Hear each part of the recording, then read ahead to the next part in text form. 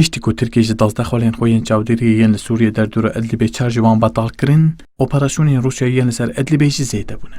Beramberî zêdebûna operasyonên Rûsyayê, Tirkiye careke din ve guhestina leşkerên xwe bû Idlibê zêde kir. Bi bûçûna pispora Rojhilata Navîn Oytun Orhan her çiqas Tirkiye ji xalên xwe yên çavdêriyê vekişiya ve jî ji Idlibê venakêşe. Û ji ber êrişên Rûsyayê ji bo ku pêleke nû ya penaberan berê xwe nedin Tirkiyeyên, li Idlibê hêzên xwe yên leşkerî zêde dike.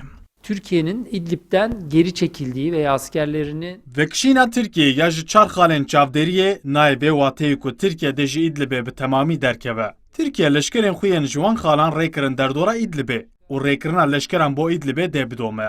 Bi biryardariya Tirkiye ya li ser Idlibê dê berdewam bike û Tirkiye ji bo ku di heyamên bê da pêlekî nû ya penaberan berê xwe nedin ser sînorê Tirkiye, hêza xwe li wê derê zêde bike. Li gorî pispora Rojhilata Navîn Can Acun jî bi du sedaman Tirkiye hêzên xwe yên li Idlibê zêde dikin, lê ev yek dê fişara Rûsyayê li ser Tirkiye jî zêde bike.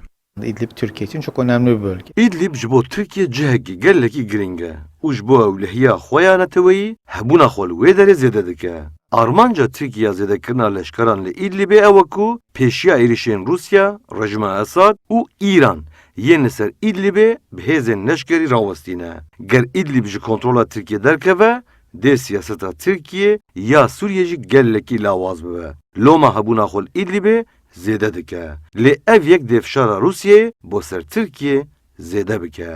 Mijara Idlibê di navbera Tirkiye û Rûsyayê de ev 2 sal zêdetir weke kêşeyeke neçareserkirî berdewam dike.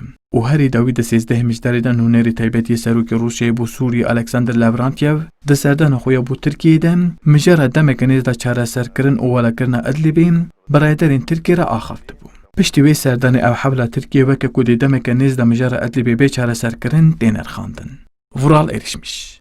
Kurdistan 24 Ankara.